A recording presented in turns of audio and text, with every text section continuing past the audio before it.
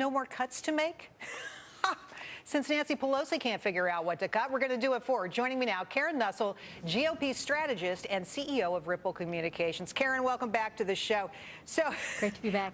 I was blown away by these comments. I mean, it's just unconscionable to think that the federal government, with this massive budget, has no place to cut. How is that possible? Well, of course there are places to cut. We hear examples of them every day. And if you went out into any Main Street cafe in America, you'd find people with plenty of opinions about where to cut.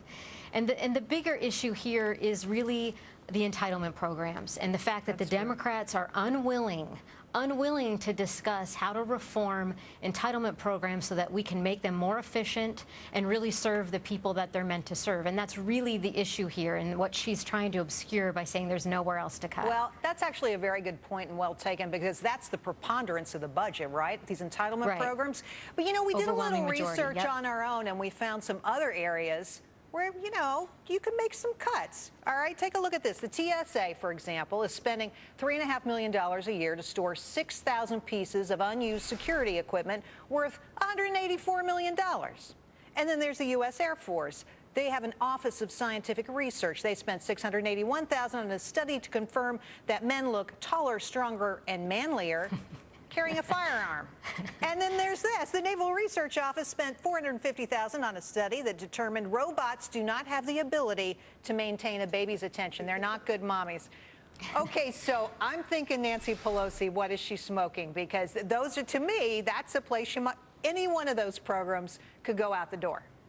Well, and you're exactly right. Those are all really great examples, and we could actually fill reams and reams of books, you know, reams of paper, giving more examples of them. And the real issue to me is the fact that we've lost the perspective. We have a government, I like to say we have an encyclopedia government in a Wikipedia age.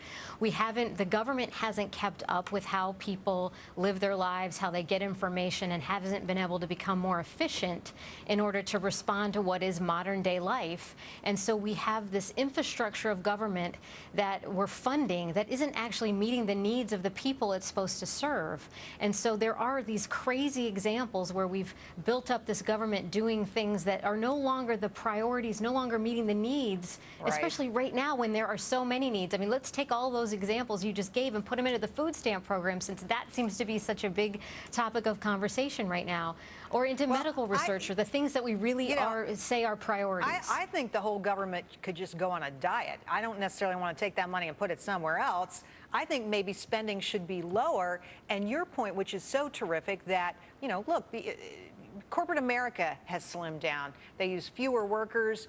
They're more, they tend to use computers instead of people, and it works for them. But I have to ask you, the big conversation going on in Washington right now is defunding Obamacare. And do you think defunding Obamacare, can it happen? I know the Republicans, they've tried now 40 times to stop Obamacare. They're trying to defund it now. Will that work?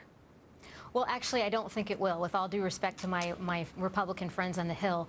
It's been a really good talking point for them, and quite honestly, it's true. There are a lot of problems with Obamacare, and there are a lot of people unhappy with it. But the Obamacare program is also tied up in entitlements.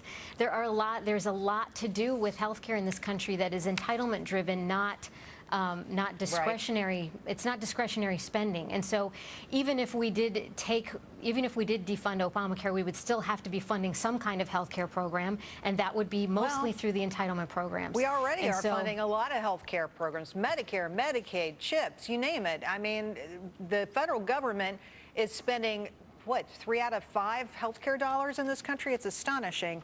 I want to ask you, though, about another program, government program, that is getting a lot of attention today because of this conversation about lowered spending, and that's the National Park Service. Their website promoting Islam's benefits, get this, to women's rights.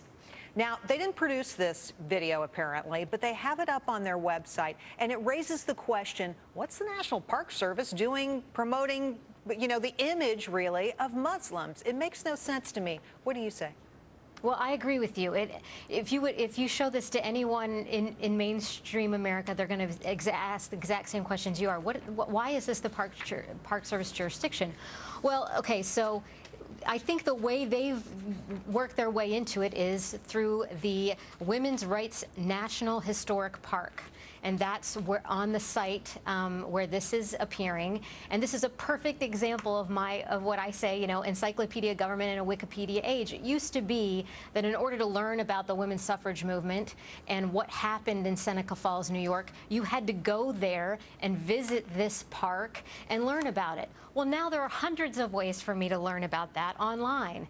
But this Park Service department has to legitimize their existence to get their budget every year. And so they're looking for programming. Are you kidding me? They're looking for programming. And so this is what they come up with. No sense. This, you know, look, the National Park Service shut down some of the parks last year when we had the government shutdown. I mean, they were closing their doors. That should be the priority, running what they have, not branching off into some area which, frankly, I don't understand how they have any interest in that whatsoever. Well, it is a little bit curious, but I know everyone gets all lathered up over the Islam thing. It would be just as inappropriate if it was pro-Lutheran. This isn't a priority right now. We have way more important things to be funding and to be doing. It's not a priority. It's not their business. Period. It's not that it's ever going to be a priority for the National Park Service, right? I mean, what do they have to do with that? Nothing. Right. Karen, I tell you, we set the infrastructure up, and it's a problem.